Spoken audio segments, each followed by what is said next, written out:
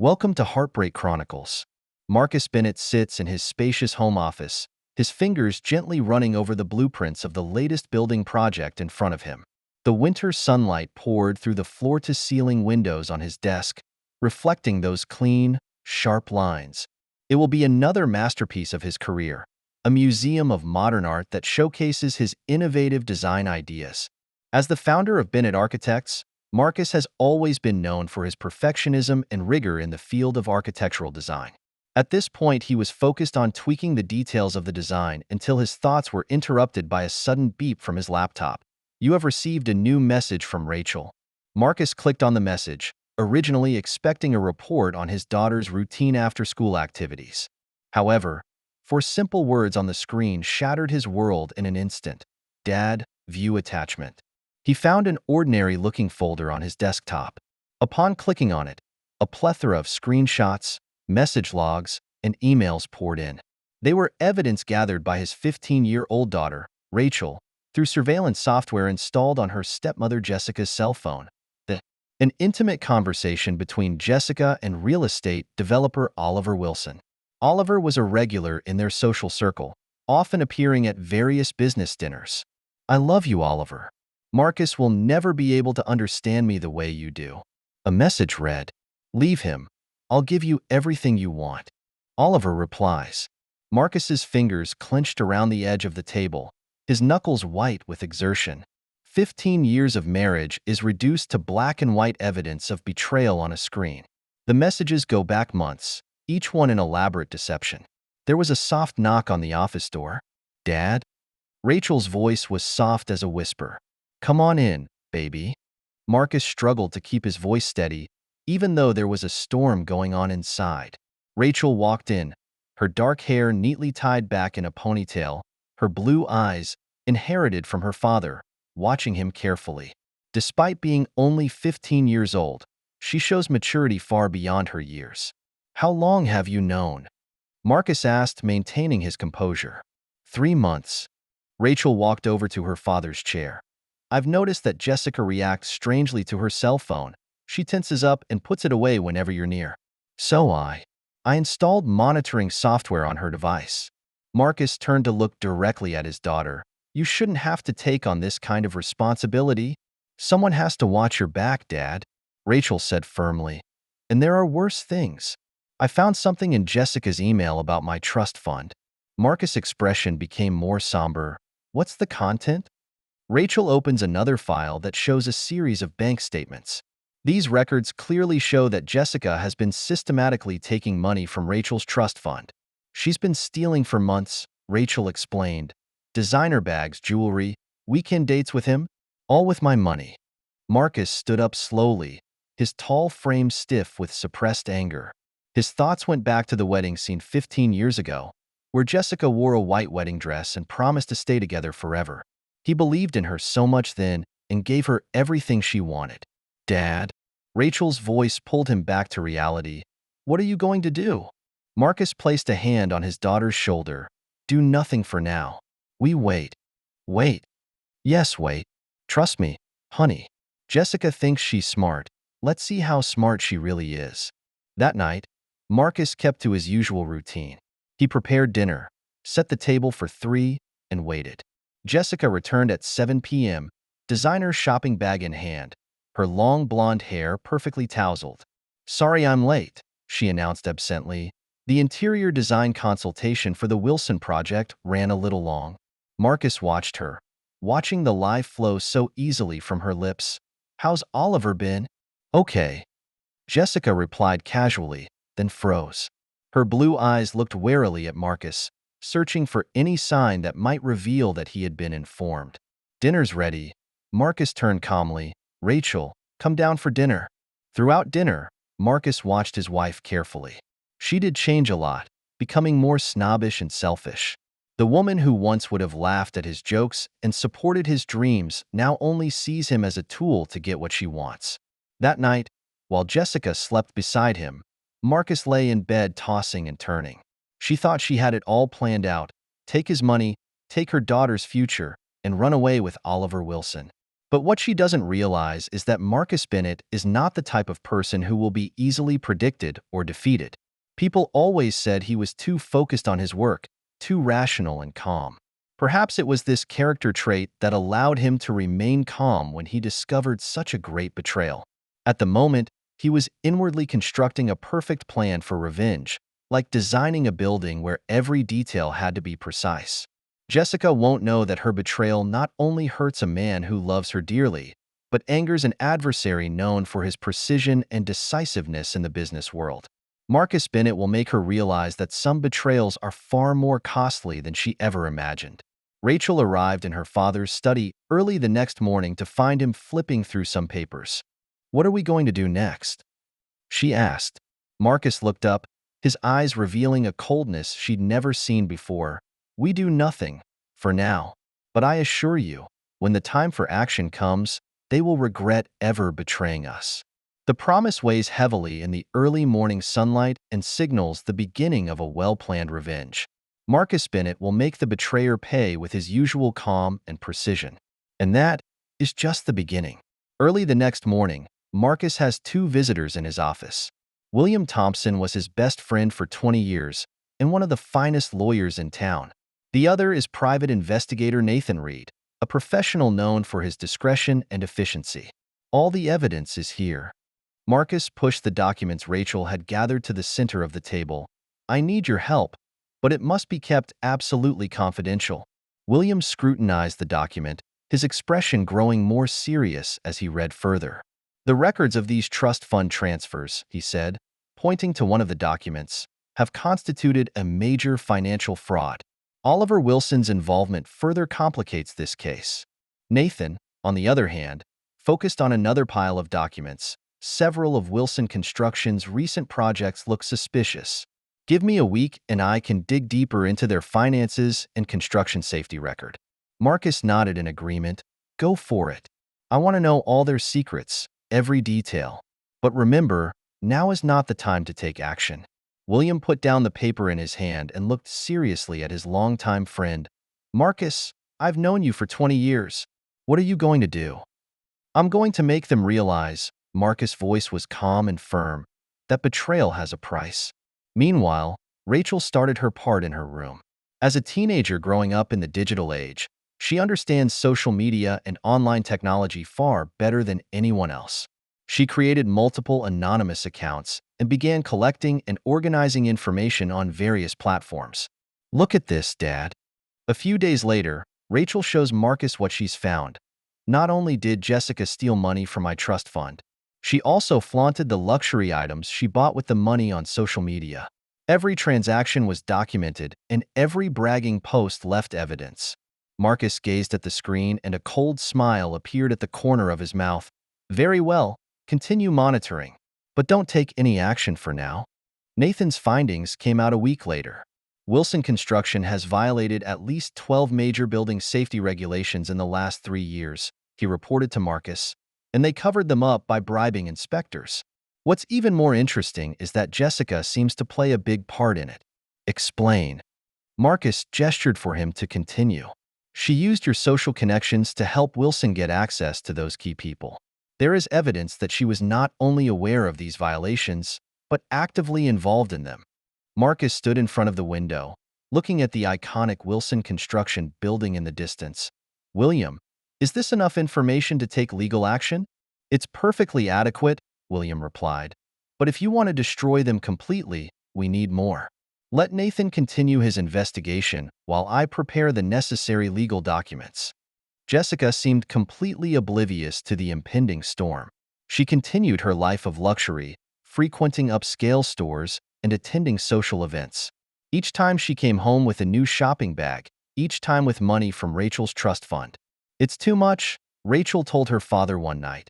"She bought another $30,000 bag with my money today." Marcus stroked his daughter's hair. "Be patient, dear. Let her continue to wallow in her make-believe world." The following weeks brought more shocking discoveries from Nathan. Wilson Construction not only had serious safety violations, but its finances were fraught with problems as well. They move money through a series of shell companies, evade taxes, and may even be involved in money laundering. The most interesting thing about this, Nathan said, pointing to a document, is that there were multiple suspicious transfers between Jessica's personal accounts and these shell companies. She's not just a love-struck woman, she's an active participant in this scam. Marcus and William exchanged a look. "Get the legal papers ready," Marcus said, "but we'll have to wait. Let them continue to make mistakes and let the evidence become irrefutable." Rachel's surveillance also led to new discoveries. Jessica and Oliver's conversations become more and more reckless, and they start talking about future plans and discussing what to do with Marcus' property.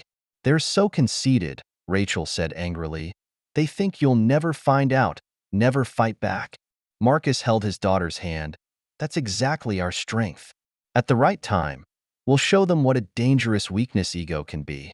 A month passes and the evidence Nathan and Rachel have gathered piles up. William has a series of legal documents ready to go, just waiting for Marcus to give the word.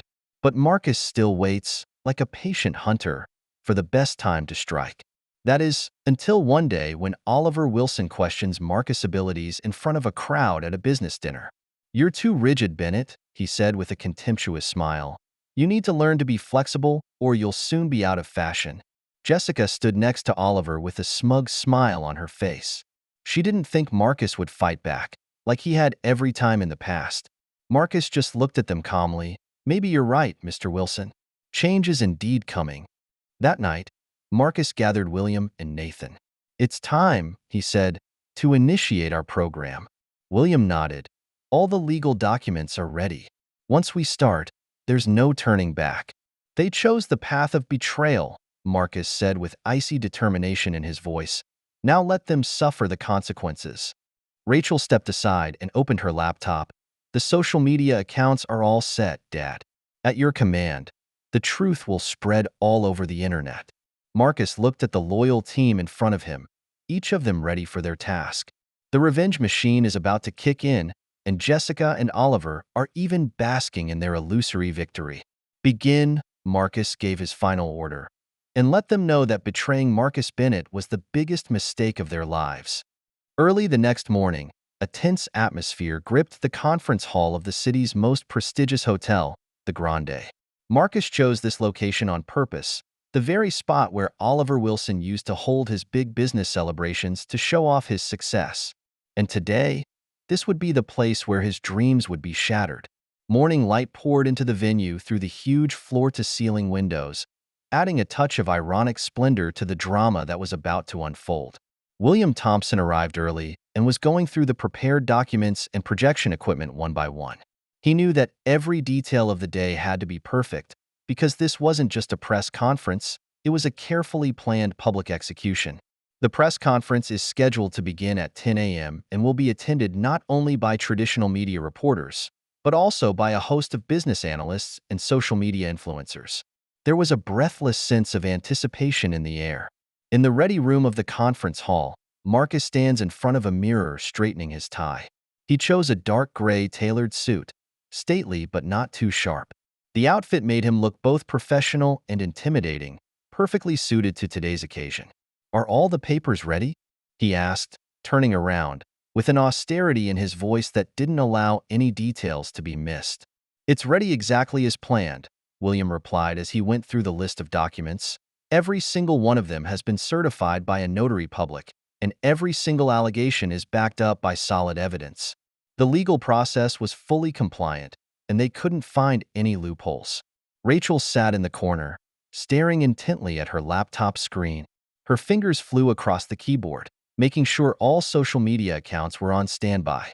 "All platforms are ready to go," she reports, "and once the launch begins, the information will be synchronized and spread to every corner."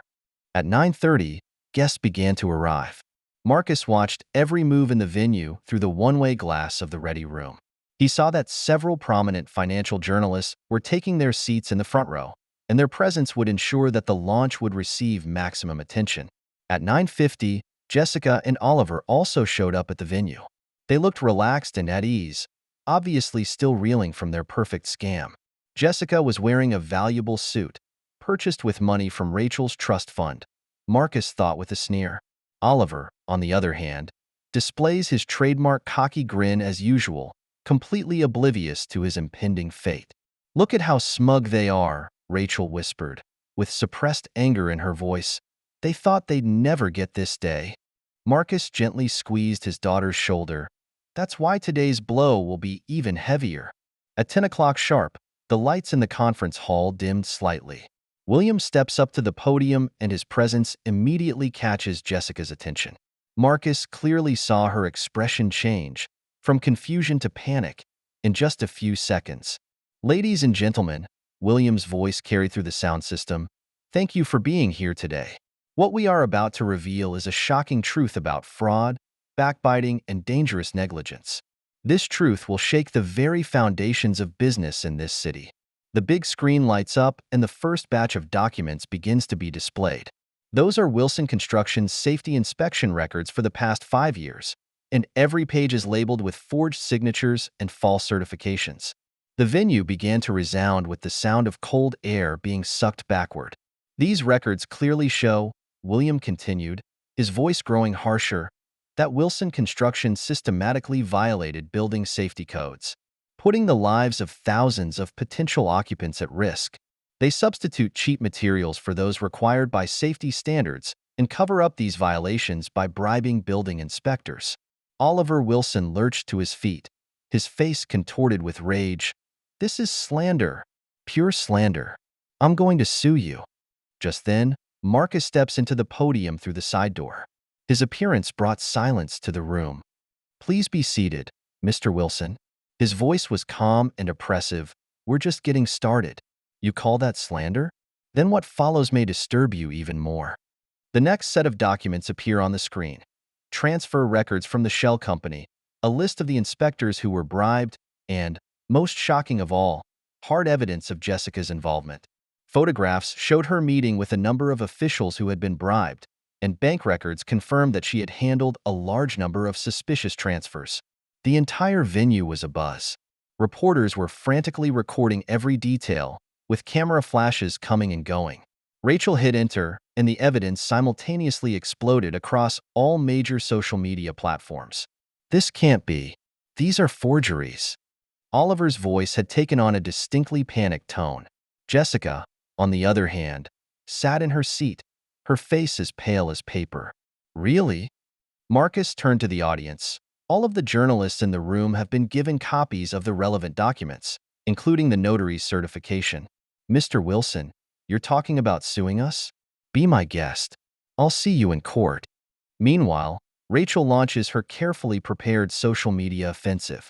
Jessica and Oliver's private conversations, records of luxury purchases, and evidence of dealings with underground money changers spread like a tsunami across the internet. Wilson Construction's stock hit the floor in just a few minutes, and the exchange had to temporarily suspend trading. Jessica finally breaks down and rushes from her seat to the podium. "Marcus, you maniac! You ruined everything. You've ruined us all." "No, Jessica." Marcus's gaze pierced her like a sword. "You're the ones who ruined everything. It's not enough to steal my daughter's trust fund. You want to destroy more innocent lives with dangerous buildings." Just then, the situation suddenly got out of hand. Oliver turned to where Rachel was, his eyes filled with insane hatred. "You little bitch, you're the one behind this, aren't you? I vow to make you pay. No matter what the cost, I will make you regret what you did today." The entire venue was instantly silent. Marcus's expression became colder than an Antarctic glacier. "William," his voice was low and dangerous, "call the police. Threatening a minor is a felony. Nathan, go to Plan B." Nathan immediately pulls out his cell phone and dials a number, while at the same time, the police, who have already been ambushed, quickly enter the venue and surround Oliver straight away. All of this was expected by Marcus, who knew that people pushed to the brink often resorted to extreme behavior.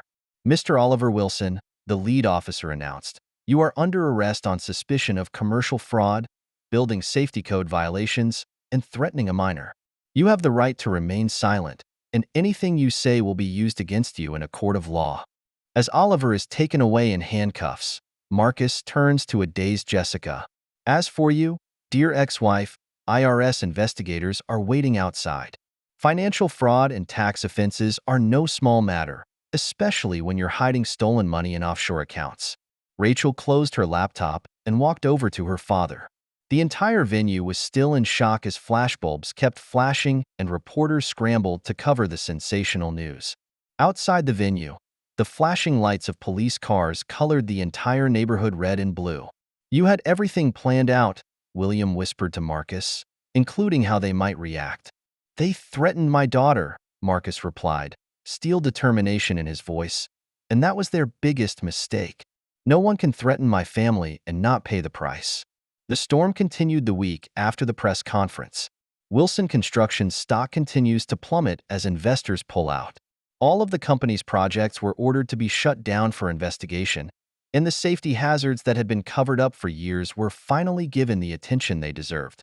Jessica found that all her credit cards had been frozen and her bank account seized on suspicion of money laundering.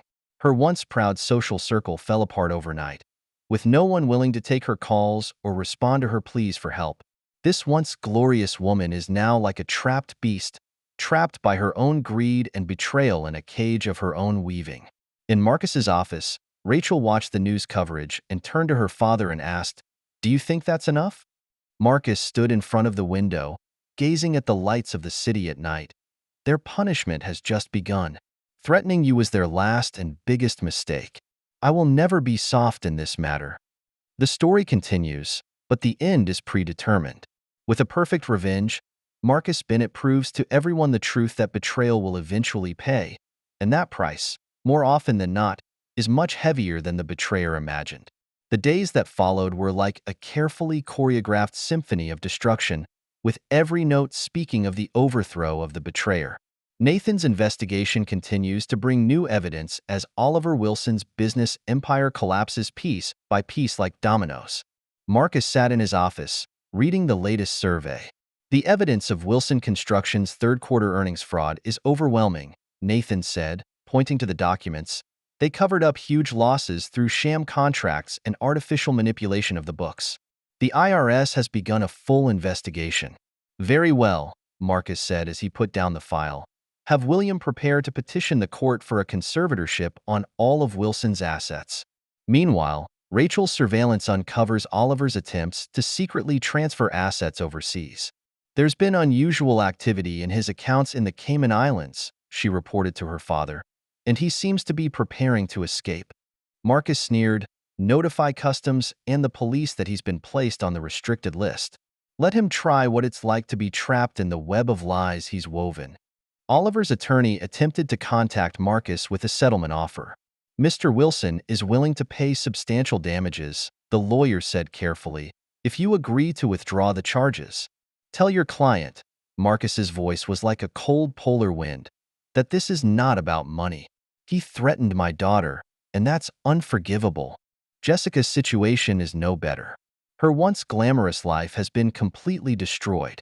One day, she was asked to leave by security at an upscale mall because all her credit cards had been frozen.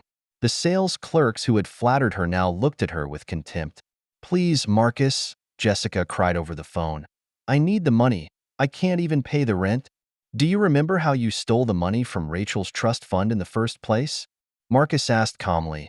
"Now you know what that feels like." William brings up a new revelation.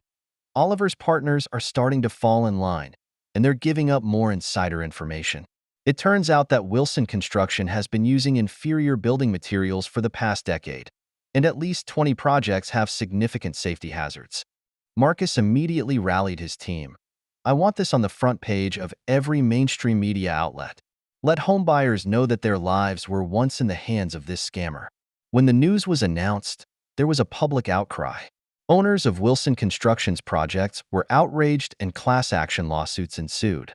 Oliver Wilson has gone from being a respected business elite to a street rat in a matter of days. "Look at the latest poll," Rachel said, pointing to her computer screen. 95% of the public supports a thorough investigation of Wilson Construction Incorporated. 78% called for the revocation of their business licenses. Marcus stood in front of the window and watched as the sign for Wilson Construction's headquarters building was removed in the distance. Let public opinion judge them for their crimes. Oliver's last hope was dashed on a rainy morning. The court declared all of Wilson Construction's assets seized, and his personal property frozen. As he walked out of the courthouse doors, hordes of reporters and angry victims awaited him. "Mr. Wilson, how do you feel about defrauding thousands of homebuyers? What are you going to tell those who trusted you?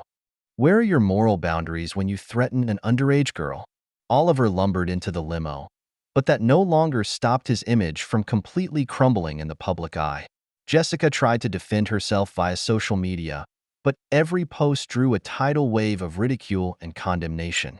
Her carefully maintained social network became a nightmare for her, with her former friends cutting her off for fear of being caught up in the scandal. "You look tired," William said to Marcus. "This revenge has gone on long enough." Marcus shook his head. "This isn't just revenge, this is a cleansing. Let everyone see how heavy the price of betrayal and deception is." Rachel noticed that the lights in her father's office were often on late into the night. Even when victory was in sight, he still never let his guard down. "Are you still worried about anything, Daddy?" she asked.